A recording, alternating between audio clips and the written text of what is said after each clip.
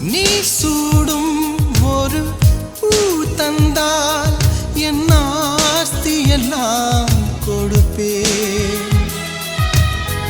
உன் வாயால் என் பேர் சொன்னால் உன் காலடியில் கிடப்பேன்.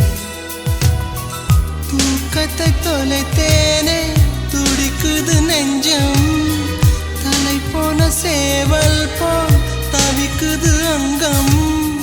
இரண்டில் ஒன்று சொல்லிவிடு, இல்லை நீயே கொள்ளிடு. ஏன் பெண்ணென்று பிறந்தா